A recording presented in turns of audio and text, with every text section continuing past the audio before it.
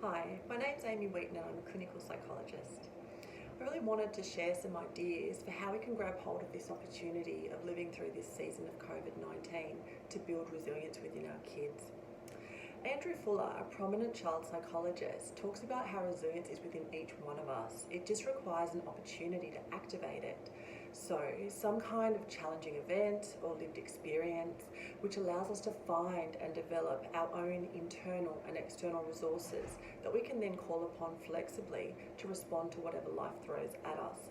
So, internal resources are things like our own unique strengths and abilities, and also more general characteristics important for resilience, such as resourcefulness, persistence, cognitive flexibility, and the like. And external resources are things like relationships with those who can help us when we hit a challenging time. Andrew Fuller also talks about how kids change from the outside in rather than the inside out. So they learn from experience, from living it and walking it, not just by being told about it.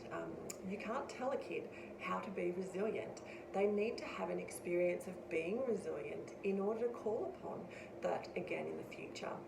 So in one sense, this season that we're living through is a very powerful opportunity to teach our kids how to be resilient. Definitions of resilience vary, but the general gist of all of them is something along the lines of the ability to bounce back from whatever challenges life throws at us to be able to return to our normal state of functioning. By far though, my favourite definition of resilience is the one by Greg Steinberg, and he talks about the idea of super resilience or of falling up. He notes that some individuals have the ability to not only bounce back to their usual state of being, but to in fact transcend their circumstances that they were even in before. So they turn tragedy, in a sense, into transcendence. They use the difficulty as a powerful tool to chip away at their life and strip back the things that aren't important, to reveal their ultimate meaning and purpose, their authentic self, and their true values, to be able to live in line with those finally. So in effect, these people are able to fall up even further or higher than they were before the circumstance hit them. Greg Steinberg gives the example of Michelangelo, the famous Renaissance artist, who in carving his sculpture of the angel was famously quoted as saying, "I saw the angel in the stone and I carved until I set him free." So he could see something quite lifeless and hopeless. He could see in that something beautiful, something full of life, and he carved until he made that a reality. So I guess my question to all of us today is, how can we also carve our own unique angel for our families out of this challenging time? How can we help our kids to become super resilient and to fall up as a result of this situation?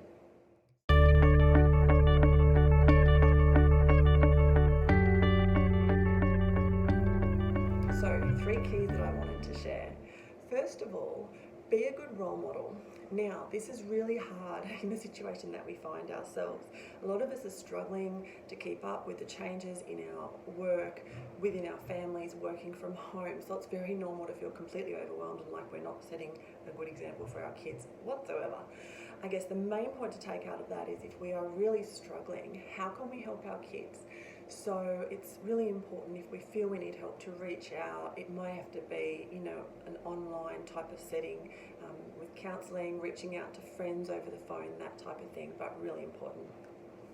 Now, wouldn't we all love our kids to do what we say and not what we do? But unfortunately, as we all know, it really is monkey see, monkey do. The little things, see and hear things that we never thought they would have seen and heard, and they incorporate it into their own behaviour magically. So our kids are really looking for us, to us, for leadership during this time. They're watching us, they're watching how we cope with losing our job, having to work from home, having to be both mum and full-time teacher. They are looking to us for guidance as to how to manage stress, how to transform our negative thinking into something more positive and realistic and helpful, how to regulate our own emotions, how to cheer ourselves up when we're just feeling completely flat. They're also looking to us to model things like flexibility, persistence and tenacity, problem-solving ability in the face of the challenges that are being thrown up daily at the moment. So, what are we modelling to our kids during this time, and what a powerful opportunity we really have at this point. So it's really important that we do watch our thoughts and our words and our behaviour. Second point, create a healthy family story during this time. So we constantly create stories or narratives about our circumstances or our life, which can be either healthy or unhealthy. And the story affects our mood, our behaviour, and becomes a self-fulfilling prophecy sometimes. Now, the meaning we attribute to this time is of crucial importance in developing a healthy story. And during this season, at face value at least, it can seem really hard to find a positive meaning. But if we look hard enough, can we see that this kind of not so great moment has meaning and purpose in our life? And can this time be seen as a bit of a gift? Now, we've all seen the stuff floating around on Facebook, quotes, teachings, that kind of thing, on the good things that are coming out of this time. So what is our personal story or meaning? So, for example, is our family story currently that mum or dad or both have lost their jobs, that we have no money, that we don't know what is going to happen? Are we constantly tuning into the media and the expert opinion that's changing every day, with the news in our homes 24/7 telling us our story for the moment? Or are we fixing on our eyes on something above and beyond the current circumstance? Are we looking at how this opportunity gives us a chance to spend more time as a family, to rest finally, to reevaluate and do some creative stuff within our businesses that we haven't had a chance to do? Is it a chance to be kind of wake up and be shaken out of the rut that we've been in for a long time, and to find strengths and abilities that we never even knew existed? So what meaning are we making? What is the story for now for our family? And finally, the third point I wanted to share was we need to try to use this opportunity to teach our kids how to build their lives on the really important things. So until now, you would have thought the most important things in life for a kid are making a great TikTok movie, getting the latest iPhone, and spending as much time as possible on their devices. Now, I exaggerate a little, but you get what I mean.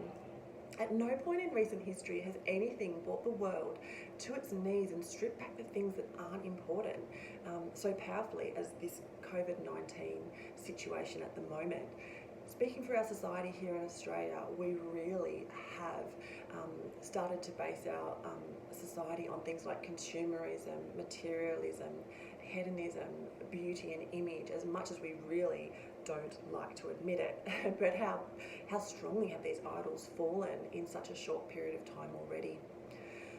Most of my adult clients in private practice, up until a few weeks ago, a very common theme, would talk about how often they feel like they're on this treadmill, like they're hopelessly tangled and caught up and distracted by things that aren't really important in life at all, while the important things pass them by. Does that sound familiar? They feel they have been living outside of their values and the life they wanted, and their values are very much there, but they're almost kind of lying dormant or asleep in terms of the life that they're actually living. What they really crave and feel are important in life are things like time for themselves, time for their families, the ability to not be so busy that they're missing the moment that they're living in, a slow meal, the art of conversation, time to be able to help someone else or do something a bit more purposeful in their life. So what a time to change gears and begin living our lives in line with what we feel are the important things in life, and in effect demonstrating to and instilling in our children how good life can be when these things are the focus. So now is a really great time to start to introduce new family rhythms like practicing, what are three things we are grateful for each night. So you might be sitting around the dinner table or in whatever place at night, and everyone takes turns in three things they're grateful for. Now, at this point in time, it's going to draw out some things that you wouldn't have drawn out a few weeks ago when all the normal things in life were still at play. So it really shows what is important, what's meaningful in every day. Another type of family rhythm you can build into your routine are things like doing a random act of kindness once a day. Now, this might be something you do within your family. You might pull names out of a hat. I know that sounds silly, but it can be a really great exercise for kids to get that burst of almost euphoria that they feel from helping someone else. Another type of family rhythm, starting to read stories about people that have lived by their values, who've maybe lived and died by their values, by the ones that you also want to hold as a family. They say habits are formed in about 6 to 7 weeks, and what a great time to create personal habits and family rhythms that will stick with us long after the social isolation is over. So if we can use this season that we're living through as an opportunity to help our kids begin to build their life on the important things, the things that are free, the things that are rock solid, the things that can't be taken away from them, then we're building in them an unshakable foundation that they can't be rattled, they can't be moved, even though their world starts to feel like it might be falling apart now or in the future. So we're creating an internal strength, an internal resilience that will stay with them for the rest of their lives. So let's seize the day, let's seize this moment and use this opportunity to build not just resilient but super resilient kids who fall up, not down when tragedy strikes. And let's begin the work of carving our own angel out of this difficult time.